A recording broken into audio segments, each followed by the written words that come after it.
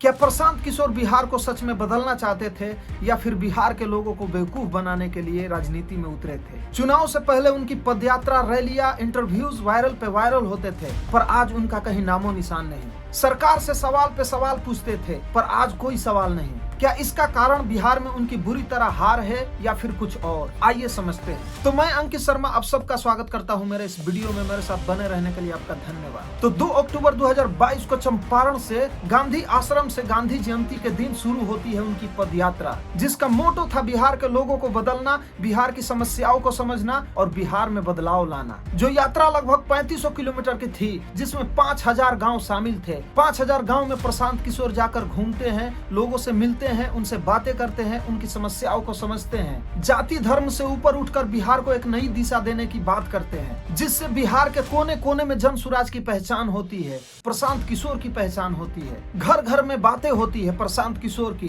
पर ऐसा कारण क्या था कि फिर बिहार में उनकी बुरी तरह हार हो जाती है? हार जीत तो होती ही रहती है, पर एक सीट भी नहीं ला पाए प्रशांत किशोर। आखिर क्यों? क्या बिहार की जनता को समझाने में वो असमर्थ रहे या फिर बिहार की जनता उनको समझ नहीं सकी? पलायन, बंधुआ मजदूरी, नौकरी, शराबबंदी, इंफ्रास्ट्रक्चर और गुंडागर्दी जैसे मुद्दों पर उन्होंने खुल के बातें किया। पर आखिर क्यों बिहार की जनता ने उनकी इन सारी बातों को इग्नोर कर दिया? आखिर क्यों बिहार में फिर से जाति की राजनीति हुई? बिहार के हर एक जिले, हर एक गाँव, हर एक कस्बे में लोग अपनी जाति के नेताओं को वोट करते हैं। वो अच्छा काम करता हो या फिर बुरा, उससे उनको कोई फर्क नहीं पड़ता। और तो और दूसरी जाति के नेताओं के मजाक उड़ाते हैं, भला बुरा कहते हैं। कितनी जगह तो गांव के लोगों में दुश्मनी हो जाती है इसी बातों को लेकर। जो कभी एक साथ रहते थे, आज नेताओं के चक्कर में एक दूसरे से बातें नहीं करते। आपके भी गाँव में यही होता होगा, मैं ये दावे के साथ कह सकता हूँ। तो आखिर ऐसा क्यों?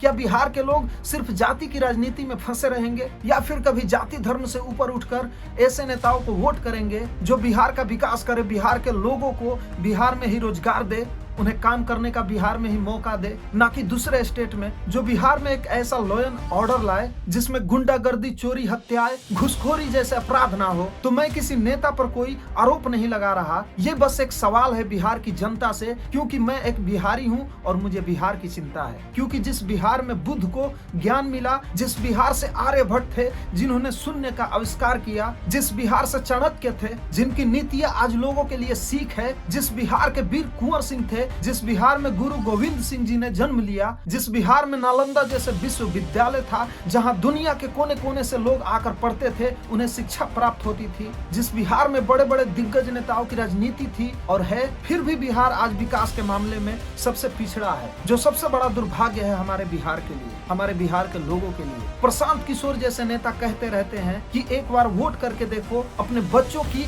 अच्छी शिक्षा के लिए, अपने रोजगार के लिए, बिहार को एक नई दिशा देने के लिए। फिर भी लोग नहीं सुनते, वो सिर्फ जाति धर्म में फंसे रहते हैं। तो मुझे भरोसा है कि बिहार के लोगों को एक दिन समझ में ये बात आएगी और एक दिन बिहार जरूर बदलेगा। धन्यवाद।